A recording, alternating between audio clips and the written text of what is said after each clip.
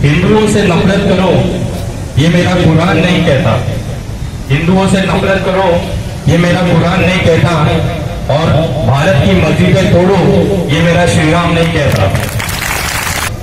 आज जो दिल्ली के हालात है वो कहीं न कहीं दिल्ली की जो पुलिस है और भारतीय जनता पार्टी के जो गुंडे हैं, ये दोनों मिलकर लड़ रहे हैं और एक तरफ सिर्फ आवाम रह गई है। आप एक बात समझिए, पूरे देश में शाहीन बाग के आंदोलन हो रहे हैं, पूरे देश में पिछले 70 दिनों से शाहीन बाग आंदोलन चल रहा है, लेकिन कभी भी कोई हिंसा नहीं हुई, कोई दंगे नहीं पड़ गए, लेकिन कुछ भी नहीं हुआ। ये हाफ चड्डी गैंग, ये सिर्फ 70 मिनट रस्तों पे होते हैं और इतना बड़ा खून खराबा शुरू हो जाता है। इसका मतलब क्या है? इस मंच से मैं वापस एक घोषणा, सुबह मैंने एक घोषणा की थी जिसके बाद पूरे दिल्ली में बवाल मचा हुआ है। मैंने कहा था, इस मंच से वापस दोहराता है, मैंने कहा था कि जो भी व्यक्ति इस कपिल मिश्रा पे जिसके मुंह पे एक जूता मारेगा, उसको 11,000 रुपए का इनाम मेरी तरफ से रहेगा और मैं उसके लिए कटिबद्ध हूँ।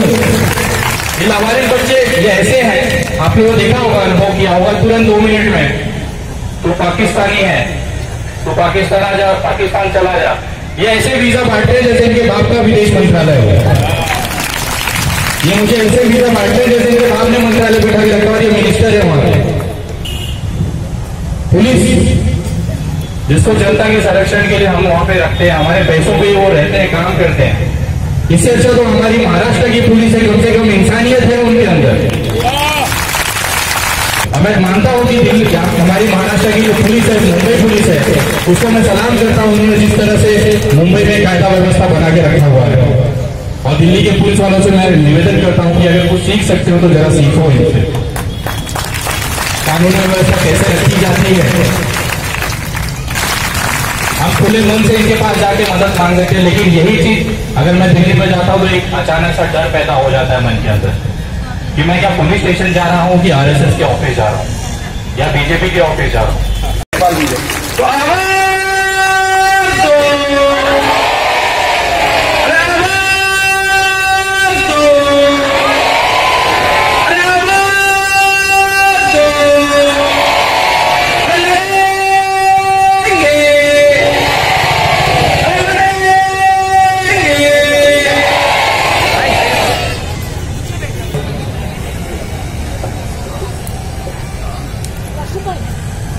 सबसे पहले मैं यहाँ पे मुंब्रा के जो मेरी माताएं बहनें हैं उनको मैं धन्यवाद और नमन करता हूँ कि जिस इज्जत से आप लोगों ने ये आंदोलन और ये क्रांति आप लोगों ने शुरू की है, उसका ही नतीजा है कि भारत के जो सबसे ताकतवर इंसान है वो कहीं ना कहीं अब घुटने टेक रहे हैं।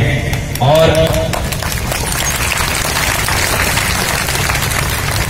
एक ही ये पूरा सड़क पे सो ही जाएंगे अगर हम लोग ऐसे ही करते रहे, तो ये वादा रहा। और उनको जब तक वो सोएंगे नहीं सड़क पे मुंह के बल, तब तक हमको ये लड़ाई जारी रखनी है। हमें किसी को गाली नहीं देना है। महात्मा गांधी के बताए रास्ते पे अहिंसा के हिसाब से हमें ये आंदोलन जारी रखना है। आज पूरे देश में आप जैसे जान रहे हैं कि दिल्ली में इस समय दिल्ली जल रही है। आज जो भारतीय जनता पार्टी और केंद्र सरकार जो अपना चाहती थी, वो लगभग उनके मंसूबों की शुरुआत उन्होंने कर दी है। पता नहीं मुझे ये कौन से नस्ल के इंसान हैं जिनको मनुष्य का, एक इंसान का खून इतना प्यारा है। मुझे शर्म आती है बोलते हुए कि वो इंसान है जिनको खून खून में फर्क करके उन्होंने पता नहीं कौन सी सत्ता हासिल कर लेंगे। हिंदुओं से नफरत करो, ये मेरा कुरान नहीं कहता। हिंदुओं से नफरत करो, ये मेरा कुरान नहीं कहता। और भारत की मस्जिदें तोड़ो, ये मेरा श्री राम नहीं कहता। मुझे बहुत तकलीफ होती है, इतनी छोटी सी चीज ये समझ नहीं पा रहे हैं। आज पूरे देश में एनआरसी सीए को लेके जो आंदोलन चल रहे हैं, अभी आते समय मुझे 2 जानकारियां मिली। एक हमारे आंदोलन के लिए खुशखबरी है और एक दुख की खबर है। पहली खुशखबरी यह है कि आज बिहार के विधानसभा में एनपीआर और एनआरसी बिहार में लागू नहीं होगा, उसका उन्होंने प्रस्ताव पास किया है। और इसके बाद एक करीबन 6वां या 7वां राज्य बना है जहां पे इस तरह की घोषणा की गई है। लेकिन उसी के साथ में एक बुरी खबर यह भी है कि आज केंद्र सरकार के गृह मंत्रालय ने अभी 5 मिनट पहले एक नोटिफिकेशन जारी किया है, जिसमें उन्होंने पुलिस को खुली छूट दी है कि जो भी दंगाई दिखे उसको आप गोली मारो। इसका मतलब आप समझ रहे हैं। आपने दिल्ली के जो हालात देखे हैं, मुझे बोलते हुए थोड़ा भी डर नहीं लग रहा है, या मैं किसी से घबराता नहीं हूं। जितने लोग मुझे जानते हैं, मैं बहुत ही बेबाकी से अपनी बात रखता हूं। आज जो दिल्ली के हालात हैं, वो कहीं न कहीं दिल्ली की जो पुलिस है और भारतीय जनता पार्टी के जो गुंडे हैं, ये दोनों मिलकर लड़ रहे हैं और एक तरफ सिर्फ आवाम रह गई है। आज जिस तरह से वहां पे खून खराबे हो रहे हैं, हमारे सीए, आप एक बात समझिए, पूरे देश में शाहीन बाग के आंदोलन हो रहे हैं, पूरे देश में पिछले 70 दिनों से शाहीन बाग आंदोलन चल रहा है, लेकिन कभी भी कोई हिंसा नहीं हुई, कोई दंगे नहीं पड़ गए, लेकिन कुछ भी नहीं हुआ। ये हाफ चड्डी गैंग, ये सिर्फ 70 मिनट रस्तों पे होते हैं और इतना बड़ा खून खराबा शुरू हो जाता है। इसका मतलब क्या है? ये सिर्फ 70 मिनट रास्ते पे नहीं रह सकते बिना दंगे और बिना हिंसा के। हम लोग 70 दिनों से शालीनता के साथ में शाहीन बाग के आंदोलन कर रहे हैं। जिनकी औकात 70 मिनट रास्ते पे आंदोलन करने की नहीं है, वो हमारे मंसूबों को हिलाने की बातें करते हैं। आप गोलियां चलाइए जितना चला सकते हैं, हमारी छातियां बहुत है, आपकी गोलियां कम पड़ जाएंगी, लेकिन हम कभी भी संविधान और तिरंगा छोड़ के कोई गलत रास्ता नहीं इस्तेमाल करेंगे। आज सुबह से लगातार हमारे माननीय मित्र हैं कपिल मिश्रा जी, जो पहले आम आदमी में थे, अभी भारतीय जनता पार्टी में है। मैं समझ सकता हूं, सत्ता के लिए या फिर विधान एक पक्ष के लिए वो एक तरह से लालची हो सकते हैं। ये हर राजनीतिक का एक हक होता है कि लालच करना, लेकिन वो भूल जाते हैं कि आप किसके विरुद्ध बोल रहे हैं। जो व्यक्ति अपने देश में अपनी विधानसभा सीट बचाने की औकात नहीं रखता, वो हम शाहीन बाग को पूरी तरह से खत्म करने की बड़ी बड़ी बातें करते हैं। जिसकी औकात उसके विधानसभा में संभालने की नहीं है, वो हम भारतीयों से हमारा हक छीनने की बात करता है। इस मंच से मैं वापस एक घोषणा, सुबह मैंने एक घोषणा की थी, जिसके बाद पूरे दिल्ली में बवाल मचा हुआ है। मैंने कहा था, इस मंच से वापस दोहराता हूं, मैंने कहा था कि जो भी व्यक्ति इस कपिल मिश्रा पे या इसके मुंह पे एक जूता मारेगा, उसको 11,000 रुपए का इनाम मेरी तरफ से रहेगा, और मैं उसके लिए कटिबद्ध हूं। और जब से मैंने ये घोषणा की है, मुझे पता नहीं, मेरे फेसबुक वॉल, मुझे मैसेजेस पे, मुझे कॉल्स पे, इनके जितने भी ये लावारिस बच्चे जो घूमते हैं सोशल मीडिया पे, मुझे समझ में नहीं आया मैंने कपिल मिश्रा को कहा और तकलीफ इन हजारों लोगों को क्यों होने लगी। जैसे कि इनके पिताजी को मैंने कहा कि भाई जूता मारूंगा। ये लावारिस बच्चे ये ऐसे हैं, आपने वो देखा होगा, अनुभव किया होगा, तुरंत 2 मिनट में तो पाकिस्तानी है तो पाकिस्तान आ जा, पाकिस्तान चला जा। ये ऐसे वीजा बांटते हैं जैसे इनके बाप का विदेश मंत्रालय हो। ये मुझे ऐसे वीजा बांटते हैं जैसे इनके बाप ने मंत्रालय बिठा के रखा और ये मिनिस्टर है वहां पे। सबसे दुखद बात यह है कि ये रोज अपने पिताजी बदलते हैं। अगर सही ढंग से इन्होंने गिरिराज सिंह को संभाला होता, या फिर वो अनुराग ठाकुर को जिसने गोली मारो सालों का नारा दिया, अगर उनको संभाला होता तो आज ये देश में नौबत नहीं आई होती। लेकिन कहीं ना कहीं मैं ये दावे के साथ बोल सकता हूं कि जितनी भी हिंसा है वो केंद्र सरकार की सहमति से होती है, और बिना उनके संरक्षण की ये मुमकिन नहीं है। आप सुबह से अगर देखेंगे तो वहां पे जो पत्थर उठाए जा रहे थे, उसमें पुलिस की चादर पकड़ी हुई है जिसमें पत्थर रखे जा रहे हैं। पुलिस जिसको जनता के संरक्षण के लिए हम वहां पे रखते हैं, हमारे पैसों पे वो रहते हैं, काम करते हैं। इससे अच्छा तो हमारी महाराष्ट्र की पुलिस है, कम से कम इंसानियत है उनके अंदर। दिल्ली की पुलिस और महाराष्ट्र की पुलिस में यही फर्क है। यहाँ पे हमारी पुलिस बिकी हुई नहीं है, किसी के अंडर में काम नहीं करती, किसी के दबाव में काम नहीं करती। वो आज भी एक सच्चे इंसान के तौर पे सपोर्ट करते हैं। अगर चीजें सही है तो समर्थन है, गलत है तो कानूनी प्रक्रिया के हिसाब से उसका वो आपको इलाज बताते हैं, लेकिन कभी भी कानून के बाहर जाके कभी काम नहीं किया। इसका मुझे गर्व है और मैं मानता हूँ कि दिल्ली हमारी महाराष्ट्र की जो पुलिस है, मुंबई पुलिस है, उसको मैं सलाम करता हूँ। उन्होंने जिस तरह से मुंबई में कायदा व्यवस्था बना के रखा हुआ है, और दिल्ली के पुलिस वालों से मैं निवेदन करता हूँ कि अगर कुछ सीख सकते हो तो जरा सीखो इनसे, कानून व्यवस्था कैसे रखी जाती है। मुझे जहां तक अंदाजा है 1 महीने के ऊपर यहाँ पे आंदोलन चल रहा है। मैं ये गारंटी दे सकता हूँ कभी भी आपको थाने पुलिस की तरफ से कभी कोई कंप्लेंट नहीं मिली होगी। मेरा पहला आंदोलन मुंब्रा का था। मैंने सबसे मेरे जीवन का साथ जो सबसे पहला मेरा आंदोलन था मैंने मुंब्रा से ही किया था। दीवा में जो घर तोड़े गए थे, करीबन 400 परिवार रास्ते पे आ गए थे, उसके लिए मैंने यहाँ पे अनशन किया था। करीबन 3-5 दिन तक वो टोटल अनशन चला था, लेकिन मुझे कहीं भी एक रत्ती पर ऐसा नहीं लगा कि मैं अपने घर से बाहर बैठा हूँ जस्ट बिकॉज इनके ये जो पुलिस के अधिकारी यहाँ बैठे हैं उन्होंने कभी भी पराया होने का एहसास नहीं होने दिया। तो ये यहाँ की पुलिस की ताकत है।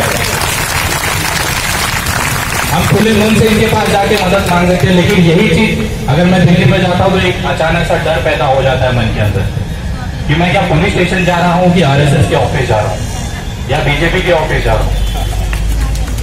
अगर मैं किसी चीज के बारे में मैं भाजपा के मैं जानता हूँ हर देश में स्वतंत्रता का अधिकार है, सबको अपनी बात रखने का अधिकार है। मैं अगर अपनी बात रखता हूँ और बीजेपी के विरोध में जाता है तो सबसे पहले आतंकवादी मैं बन जाता हूँ, मुझे बना दिया जाता है सोशल मीडिया के माध्यम से। लेकिन आप लोगों के मन से मैं बोलना चाहता हूँ खुल के, विनय दुबे पहले दिन से सीए एनआरसी का विरोधी था और अपनी तमाम माताओं बहनों के साथ मेरी आखिरी सांस तक लड़ता रहूंगा। जिसको मेरा जो बिगाड़ना है बिगाड़ सकता है, मुझे कोई फर्क नहीं पड़ता। अगर कहीं गोली भी चलेगी तो सबसे पहले ये छाती विनय दुबे की होगी।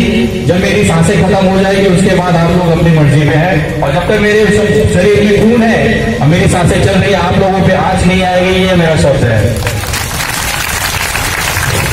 और ये चीज सिर्फ विनय दुबे का नहीं है, देश में 100 करोड़ हिंदू हैं जो अपने मुसलमान भाइयों के साथ हमेशा से खड़े हैं।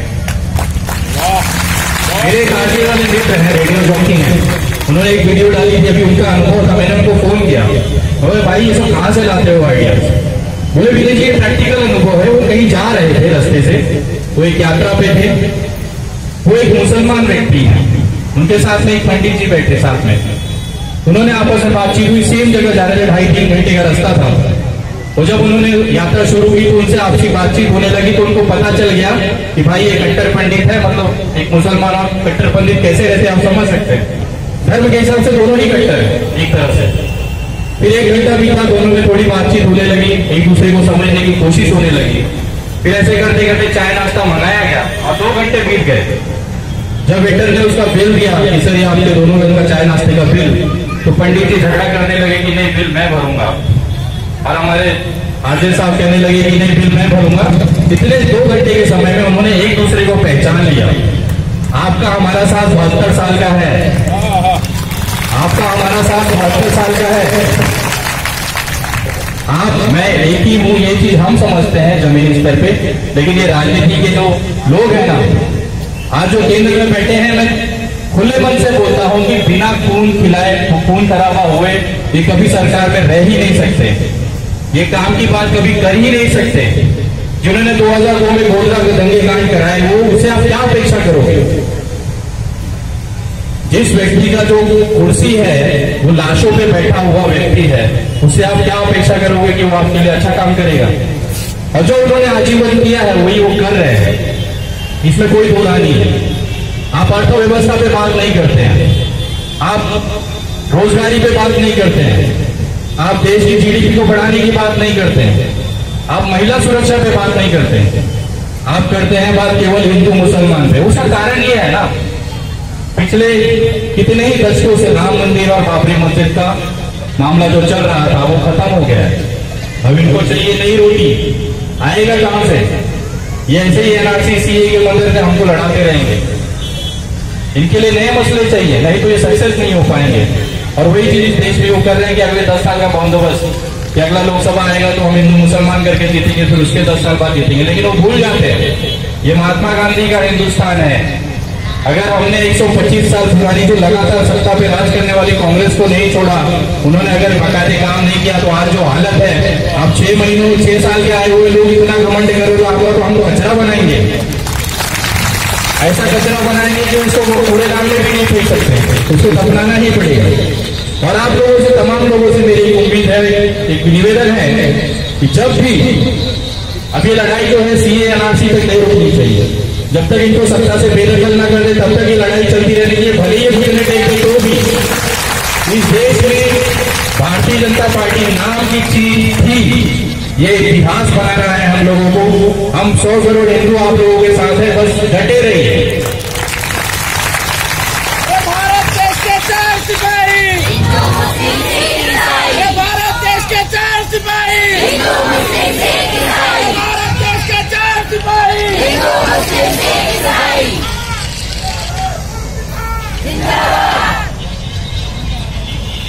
यही नारे से वो डरते हैं। हिंदू मुस्लिम सिख ईसाई यही नारे से वो डरते हैं। संविधान जिंदाबाद इसी चीज से वो डरते हैं। हिंदुस्तान जिंदाबाद इसी चीज से वो डरते हैं। और ये नहीं जानते कि ये हमारे रगों में है। आप देशभक्ति का सबूत मानते हैं। लोग कहते हैं कि भाई शाहीन बाग में जो महिलाएं बैठती हैं वो 500 रुपये रोज देती हैं, बिरयानी खाने के लिए आती हैं। एक बात बताइए, आप लोग को बुरा नहीं लगे तो बोलूं, पक्का? अगर शाहीन बाग में बिरयानी बंटती तो सबसे पहला वो इंसान भागते हुए आता, दौड़ते हुए आता, अपनी सारे कामकाज छोड़ के आता, वो व्यक्ति आता जो बिन बुलाए पाकिस्तान जाके बिरयानी खा सकता है। मानते ये बात है? बिना बुलाए पाकिस्तान जाके बिरयानी खा सकते हैं। तो भाई हमारे दिल्ली में बट रही थी, क्यों नहीं आए? इसके लिए नहीं आए क्योंकि वहां पे बिरयानी बट नहीं रही थी। आप एक चीज समझिए, वो बोलते ना क्रोनोलॉजी समझिए आप। वो कहते हैं उन्होंने सबसे पहले हमारी गुंजा मैडम को भेजा बुर्का पहना के, शाहीन बाग जाओ बिरयानी टेस्ट करके, और बेचारी को बिरयानी मिली नहीं। इसका तकलीफ है मुझे, इतनी मेहनत से बेचारी रात भर जागी लेकिन उसको बिरयानी नहीं मिली। वो कौन थी? वो भारतीय जनता पार्टी की सपोर्टर थी। उसके बाद एक हमारा मामला आता है, जामिया यूनिवर्सिटी के बाहर फायरिंग करता है कट्टा के। आप लोगों ने एक चीज देखा क्या? उसके हाथ में बंदूक होते हुए भी, गोडसे की दिमाग की विचारधारा होते हुए भी, वो बंदूक लेके पीछे पीछे पीछे जा रहा था। और सामने जो शादाब था वो निहत्था था, लेकिन महात्मा गांधी के विचारों के कारण वो सीना चौड़ा करके उसकी तरफ जा रहा था, आगे बढ़ता गया। उसके साथ डर नामनी चीज नहीं थी। ये साबित करता है कि ये देश में अभी भी महात्मा गांधी की विचारधारा जिंदा है। और तुम जैसे सैकड़ों या करोड़ों वोट से भी आगे तो कोई फर्क नहीं पड़ने वाला। ये भारत के लोग किसी के बाप से नहीं डरते, और देश चलेगा तो केवल गांधी जी के हिसाब से चलेगा। और वो जो आया था, वो लुक्का जो था, जो भी था, वो भारतीय जनता पार्टी का था। उसके बाद एक और साहबजादे बाहर आते हैं बंदूक लेके, और शाहीन बाग से आधा किलोमीटर दूर फायरिंग करते हैं, बोलते शाहीन बाग खाली करा लेंगे। वो भी बंदा भारतीय जनता पार्टी का समर्थक निकला। आप समझिए ये कितने नीच लेवल के लोग हैं जो नीचे तक गिर के इसको बदनाम करने की कोशिश कर रहे हैं, लेकिन ऊपर वाला हमारे साथ है, ऊपर वाला हमें हिफाजत देता है। आप कितनी भी ताकतवर इंसान हो, लेकिन अगर जब तक ऊपर वाले की मर्जी नहीं होगी एक पत्ता नहीं हिल सकता। हम तब तक सुरक्षित है जब तक ऊपर वाला नहीं चाहता है। और जितनी भी शहादतें इस समय हो रही है दिल्ली में, ये शायद बेकार नहीं जाएगा, ये वादा है। हर एक खून का हिसाब लिया जाएगा इस भारतीय जनता पार्टी की सरकार से, वो भी बिना गोली चलाए, बिना पत्थर मारे, बिना गालियां दिए। और जब भी गोली चलाएंगे हम एक हाथ में संविधान और एक हाथ में तिरंगा झंडा लेके अपनी